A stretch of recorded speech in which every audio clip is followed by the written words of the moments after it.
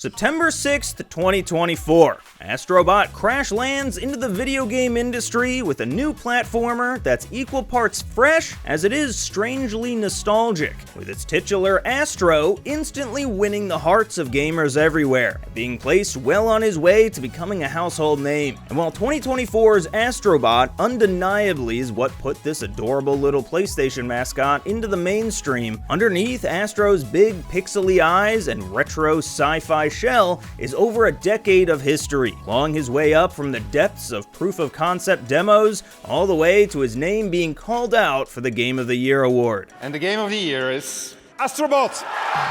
And today on Game Rant, we'll be going over that history.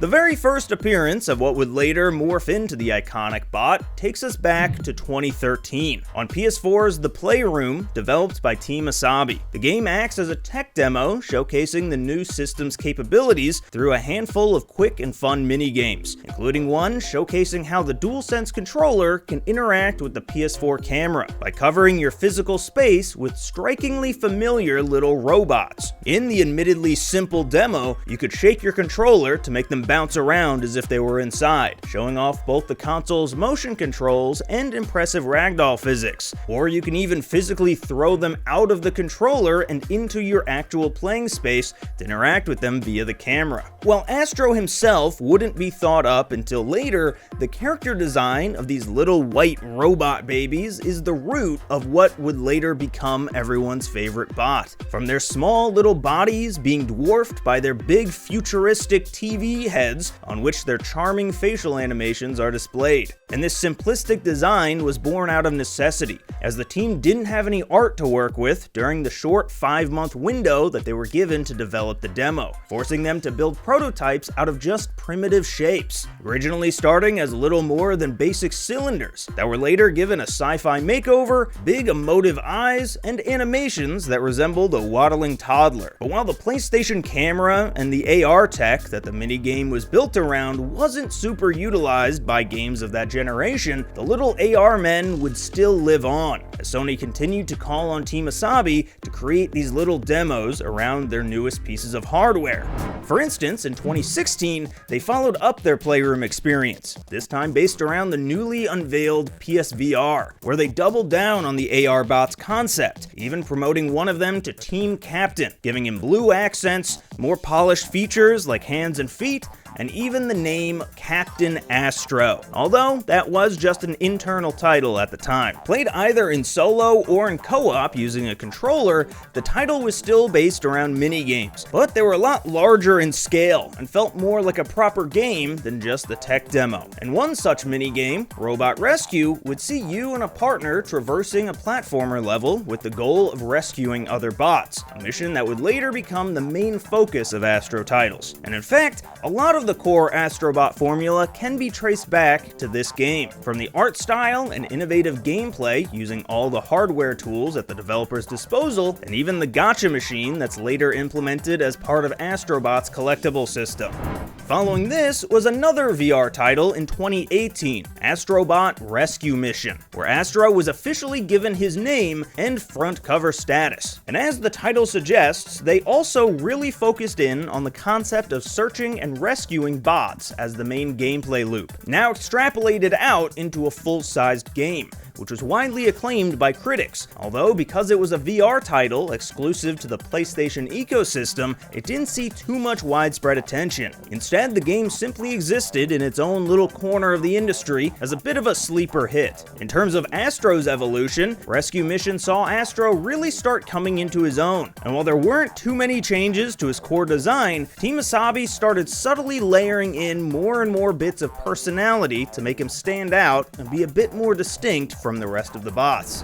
And this leads us to the release of the PlayStation 5 in 2020, which would launch with a brand new version of the Playroom, free for all PS5 users. And like previous iterations of the Playroom, the game was meant to show off all of the newest pieces of tech that the PS5 offered. But coming off the heels of the success of Rescue Mission, Team Asabi dropped Astro into a similar platforming game, except ditching the VR as it was meant to be played with just the base PS5 console and controller.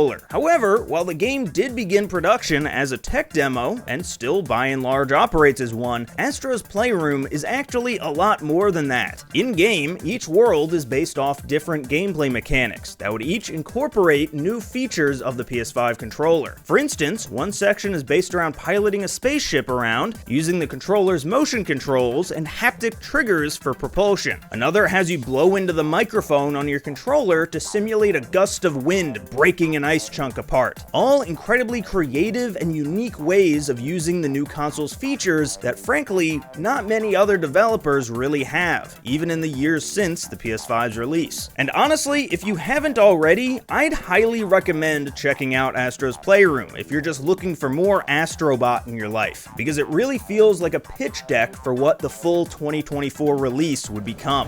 Which brings us to the newest entry on Astro's resume, the succinctly titled Astro Bot, released just last year, which is a near pitch-perfect evolution of the character and concept, now fully realized into its own full game. And with it, even more unique and fun platforming mechanics, expanding on the goal of rescuing bots scattered among various levels, and even elevating those non-Astro bots by modeling them after iconic video game characters that reach far beyond the PlayStation umbrella that are honestly really fun and rewarding to find in the world. And with the core theme based around repairing your PS5-shaped spaceship and flying around on a virtual version of your DualSense, it all just connects back to PlayStation history in a way that feels earned because Astro was actually there for it, even if he wasn't quite named yet. Part of why Astro's first big title has been so well received is simply because it's just fun. It doesn't bother itself trying to work in a big story